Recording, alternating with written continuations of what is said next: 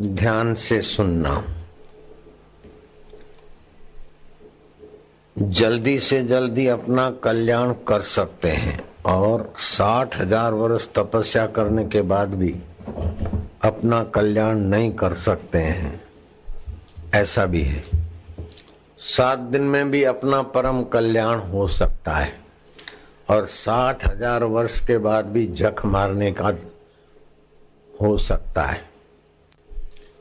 जैसे हिरण्याकश्यपु ने 60,000 वर्ष तपस्या की और अपनी इच्छा पूर्ति की, होड़ में लगे।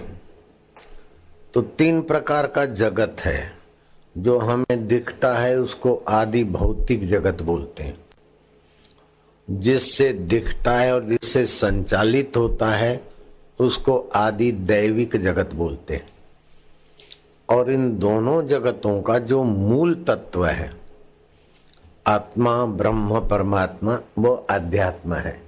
ध्यान से सुनना, इसको सुनने से भी ऐसा फल होगा, ऐसा पुण्य होगा कि जिसका मैं वर्णन नहीं कर सकता। अभी आज तुमको ऐसी सार बात बताऊंगा कि आपका कितना मंगल होगा उसका वर्णन मैं नहीं कर सकूंगा, खाली सुनने मात्र से। स्नातम तेन सर्व तीर्थम, उसने सारे तीर्थों में स्नान कर लिया। दातम तेन सर्व दानम, उसने सब कुछ दान कर लिया। कृतम तेन सर्व यज्ञम, उसने सारे यज्ञ कर लिए। येन क्षणम मनः ब्रह्म विचारे स्थिरम कृत्वा, क्षण भर के लिए ब्रह्म परमात्मा में जिसने मन को स्थिर कर दिया। मन को एकाग्र करना, उससे शक्तियां आती, लेकिन ब्रह्म परमात्मा में लगा देना वो बात अलग है। एकाग्रता से आदि दैविक जगत में प्रभुत्व आता है।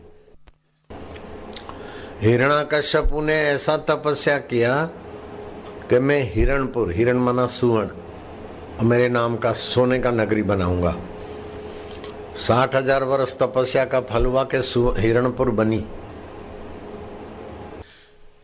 हिरण्याकश्यपु ने ऐसी तपस्या की कि सोने की लंका रावण ने बनाई, ऐसे सोने का हिरणपुर, हिरण माना सोना, हिरण्याकश्यपु का हिरणपुर। और रावण से भी उसकी पब्लिक ज्यादा सुखी रहे, ऐसी उसके पास तपस्या थी। लाखों लाखों एकड़ों पर नजर पड़ती है ऊंचे खड़े रहकर, और जहां तक नजर पड़ती थी वहां तक संकल्प दोहराकर चारों तरफ घूमता अपनी जगह पे।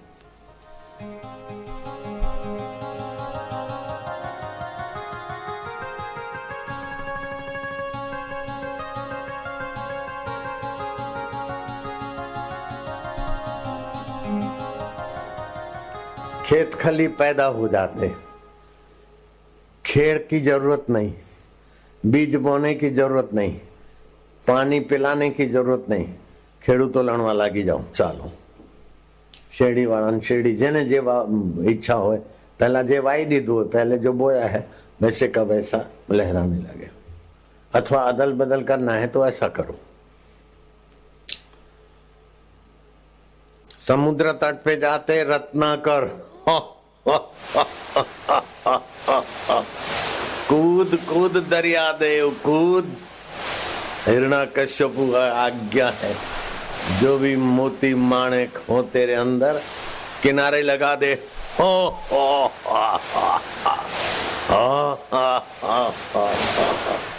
दरिया उछल उछल के मोती मणि किनारे लगा देते। ऐसा प्रतापी हिरण्याकश्यपु और सोने की लंका बनाने वाला रावण। समुद्र को मीठा बना दूंगा पब्लिक के लिए, सशरीर स्वर्ग में लोग जाएंगे। स्वर्ग की सीढ़ियां नाम रखा था। चंद्रमा निष्कलंक सदा पूनम जैसा रहे। लक्ष्मण, ये मेरी योजना थी मेरी प्रजा को सुखी करने की, लेकिन ये सब बाद में करूंगा। जरा नाच देख लूं, जरा उस सुंदरी को देख लूं, उसको देख लूं। संसारी सुखों में जो मलिनता से जुड़कर सुख होता है, संसार का ऐसा कोई सुख नहीं जिसमें मलिनता ना हो, गंदगी ना हो। मुंह से थूक निकलती तो मलिन समझते, थूक दिया, लेकिन उस थूक को मिश्रित करके भोजन का रस लेते। पति पत्नी के मलिन अंगों में क्या रखा है, लेकिन उधर सुख दिखता है। तो हिरण्याकश्यपु के और रावण के जीवन में पब्लिक के लिए और अपने लिए संसारी सुख बनाने में कोई कमी नहीं रखी, फिर भी अंत में दुखी हो गए। रावण भी हर 12 महीने दे दिया सलाई, और प्रहलाद को सताने के कारण हिरण्याकश्यपु को भगवान नरसिंह अवतार होकर चीर दिया। तो सार क्या निकला कि बिनु रघुवीर पद जीव की जरनी न जाई। परमात्मा पद, परमात्मा सुख के बिना जीव की जलन वासनाएं नहीं मिटती है। परमात्मा सुख ही वास्तविक में जीव को संतुष्ट करता है। भगवान कहते हैं, संतुष्ट सततम योगी यतात्मा दृढ़ निश्चया मई अर्पित मनोबुद्धि यो भक्त सम्य प्रिय। वो योगी सतत संतुष्ट रहता है, भोगी सतत संतुष्ट नहीं रहेगा। तो मीरा, शबरी, रहीदास, जनक राजा, अश्वपति राजा और कई अनगिने लोग जिन्होंने भगवान को अपना, अपने को भगवान का मानकर भगवान में विश्रांति पाई, वो जितने सुखी रहे उतने सोने की लंका वाला सुखी नहीं रहा। अब ध्यान देना, बहुत ऊंची बात सुन रहे आप। आपके पास एक तो होती है योग्यता, सामर्थ्य, धन का सामर्थ्य, बुद्धि का सामर्थ्य, आरोग्य का सामर्थ्य, ओळखाण का सामर्थ्य। एक होता है सामर्थ्य, दूसरा होता है विवेक। सामर्थ्य का और विवेक का अगर सदुपयोग करते हो तो सामर्थ्य और विवेक बढ़ता जाएगा, और सामर्थ्य और विवेक का आप दुरुपयोग करो तो सामर्थ्य और विवेक मारा जाएगा और व्यक्ति नाश को होगा। तो अपनी योग्यता का दुरुपयोग ना करे। भोजन कब क्या खाना, कैसे खाना, कैसे शास्त्र पढ़ना, कब कैसा व्यवहार करना, इसका विवेक जो जो संभालोगे तो विवेक बढ़ेगा। विवेक बढ़ने से ऐसा विवेक आएगा कि आत्मा अविनाशी है और जगत बदलने वाला विनाशी है, और ये जगत के मूल में अविनाशी सार है, और विनाशी में कितना भी बनाओ बदलेगा। तो ऐसा विवेक जगेगा कि परमात्मा को पाने तक की प्यास जग जाएगी। सामर्थ्य का दुरुपयोग नहीं करोगे तो आप जगत के लिए उपयोगी हो जाओगे, भगवान के लिए उपयोगी हो जाओगे और अपने लिए भी उपयोगी हो जाओगे। सामर्थ्य का उपयोग करोगे तो दूसरों के, आपकी योग्यता दूसरों के हित में लगेगी, दूसरे के शोषण में नहीं लगेगी।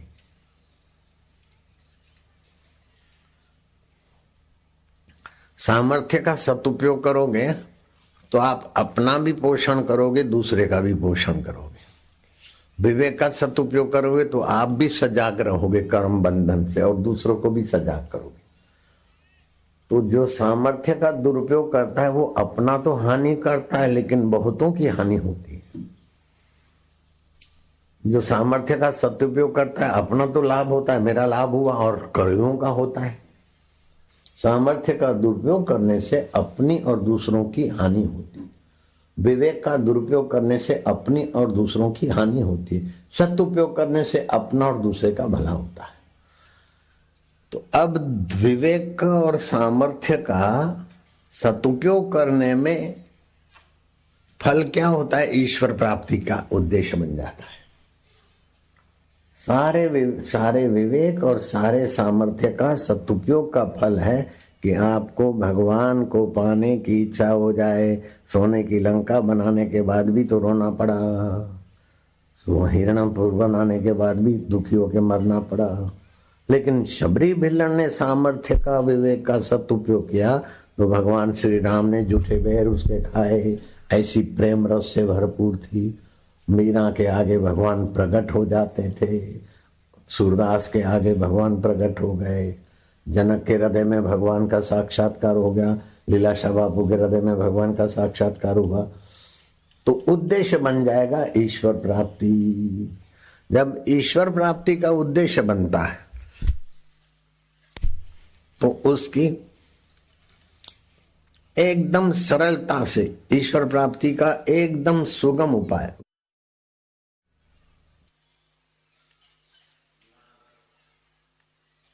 ईश्वर प्राप्ति का सरल में सरल उपयोग रास्ता है, भगवान ने गीता में कहा है, जगत में भगवान को देखना। जैसे ट्यूबलाइट है, माइक है, टिल्लू है, मशीन है, सब की गहराई में विद्युत तत्व है। अनेक प्रकार की मिठाई है, उसमें बेसन, तेल, घी और शक्कर अथवा मैदा और शक्कर, सब मिठाइयों के मूल में शक्कर,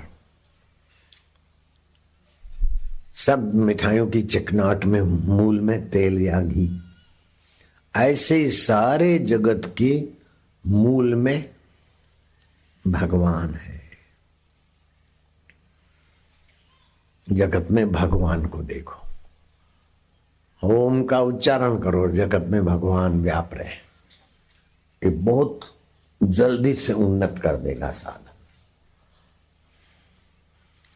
यो माम पश्यति सर्वत्र, गीता का 6वां अध्याय 30वां श्लोक। सब जगह जो मुझे देखता है, मुझे मानता है, सोचता है।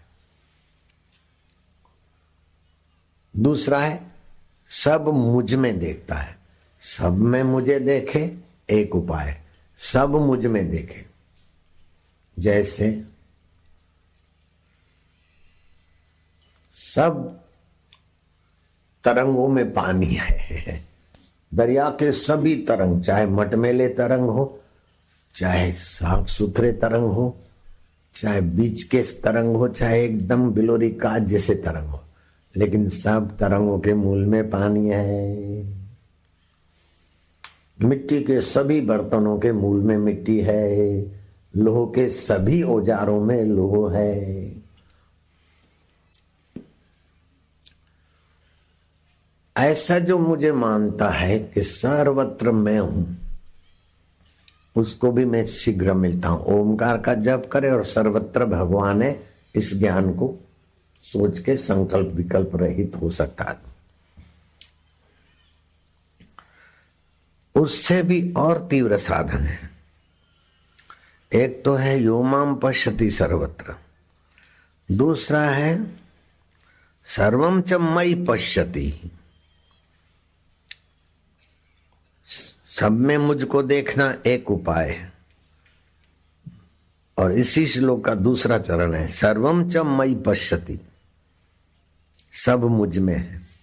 सारे तरंग पानी में है। एक तो सभी तरंगों में पानी है, सभी बर्तनों में मिट्टी है, सभी सुवर्ण के गहनों में सुवर्ण है। एक दूसरा, सभी गहने सोने में है, सभी तरंग पानी में है, सभी बर्तन मिट्टी में है, सारे धरती के वृक्ष पृथ्वी में है और सारे वृक्षों में पृथ्वी तत्व है। बिल्कुल सीधी बात है। तो सब में भगवान है, ये भी ऊंचा साधन है, लेकिन इससे भी ऊंचा साधन है सब भगवान के अंदर है। बिगड़ी जन्म अनेक की सुधरे अब और आजू, अब भी सुधर जाएगी। कई दुर्वासनाएं, कई इधर उधर की, जो डूंगरपुर में बड़ा देवता है और गाय माता दूध की धार करती है, अभी करती, बोले प्राचीन बात है। अरे उन सबसे बड़ा देवता तेरा आत्मा है।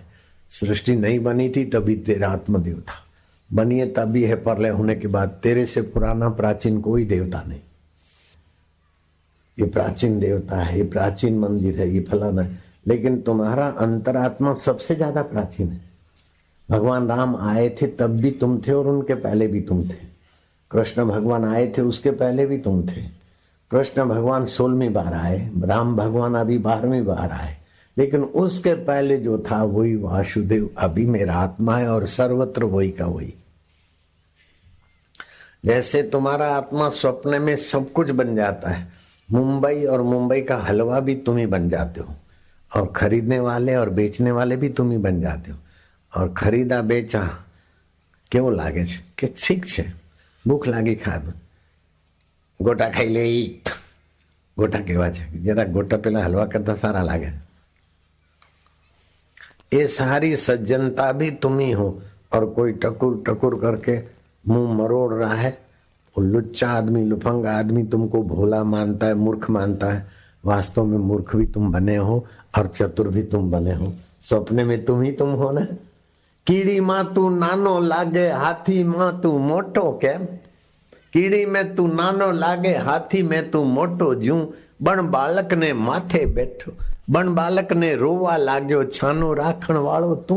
ओ हला करो, छकलो डायो छे, चीकड़ो डायो छे, पाटले बेसीने आयो छे, पाटलो खसी गयो, मारो चीकड़ो हसी गयो।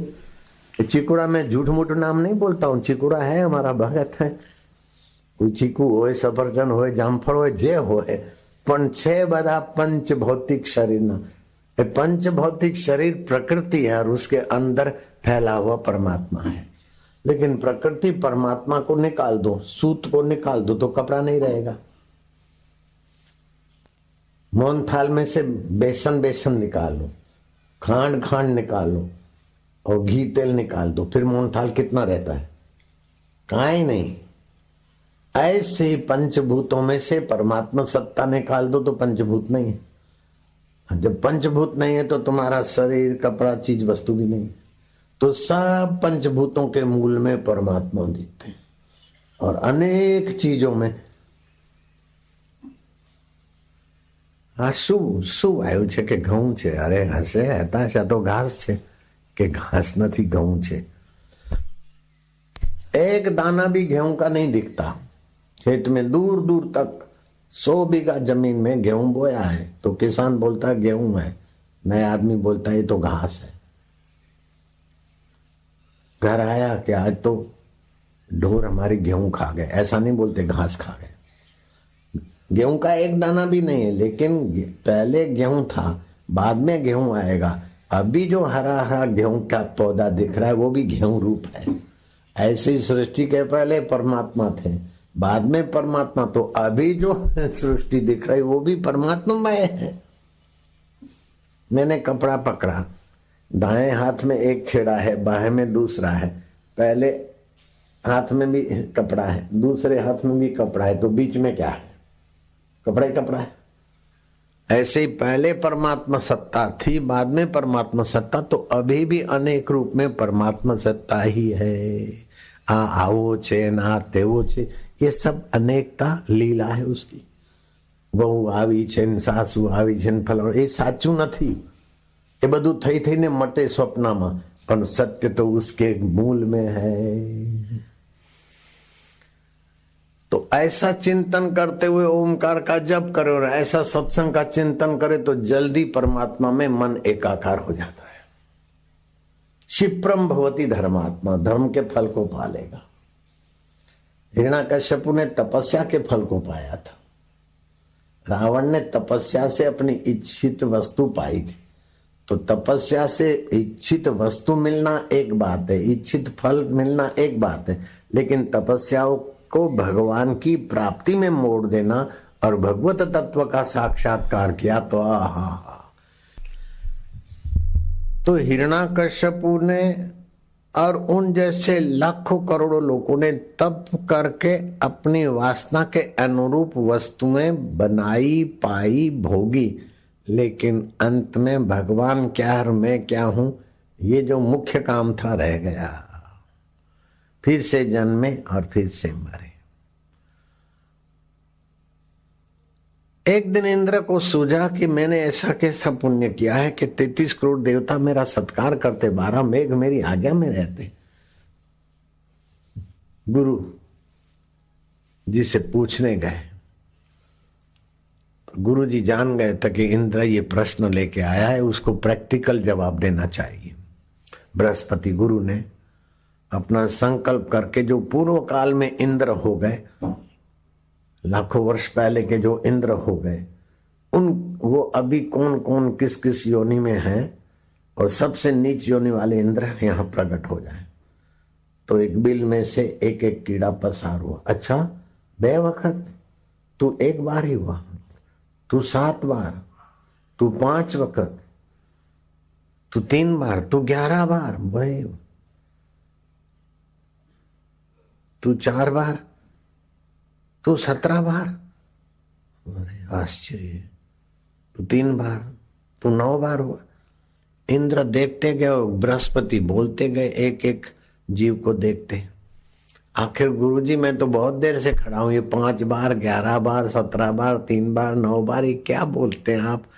कृपा करके अगर मैं सुनने का अधिकारी हूं तो समझाने की कृपा कर। बोले मेरे को हुआ कि पूर्व काल में जो इंद्र हो गए, अब कौन सी नीच योनियों में कौन कौन है, वो सारे इंद्र प्रकट हो जाए। तो ये सब कोई 3 बार इंद्र बनकर फिर मजा लेते लेते फिर पतन हुआ, और कोई कीड़ा बना है, कोई कुछ बना है। ये सृष्टि करोड़ों करोड़ों अरबों खरबों वर्षों से चल रही है। कभी ऊंचे जाते, कभी नीचे जाते, कभी मध्य में रहते हैं। जैसे अरठ की गरगरी में वो कुल्लर भर भर के खाली होते, इससे जन्म जन्म के जीव मरते रहते, फिर मरते जन्मते, अपनी इच्छा के अनुसार क्या क्या पाते, फिर खोते, फिर पाते, फिर खोते। विश्रांति किसी को नहीं है। धन भागी वो है जिनको संतों का संग मिल जाए और वासुदेव सर्वमिति में विश्रांति पा लेते हैं, वे धन भागी। पूर्ण गुरु कृपा मिली, पूर्ण गुरु का ज्ञान, जागृत स्वप्न सुषुप्ति वेखे, ब्रह्मानंद का आनंद ले। जागृत आया चला गया, स्वप्न आया चला गया, गहरी नींद आई चली गई, लेकिन उस सब को जानने वाला अविनाशी पद है। बचपन के दुख सुख चले गए, जवानी के बड़े बड़े तरंगों पर नाचते थे, डॉक्टर बनूंगा, वकील बनूंगा, ऐसा करूंगा, वैसा करूंगी, ये करूंगी, सब बुढ़ापे में देखो तो छू हो गए। फिर भी उसको जानने वाला नहीं गया ना। जो नहीं गया उसको आत्म रूप से जान लो।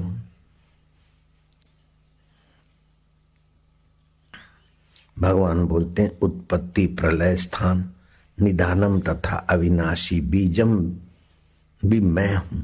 उत्पत्ति स्थान, स्थिति स्थान और प्रलय का बीज भी मैं हूं। आप गेहूं के आटे में से भाखरी बना सकते, रोटी बना सकते, पूड़ी बना सकते, मेथी पाक बना सकते, लेकिन गेहूं का दाना तुम नहीं बना सकते।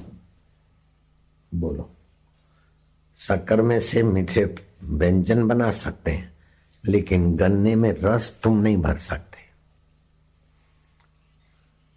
तो शक्कर का बीज, गन्ने में जो रस आता है वो मेरा है।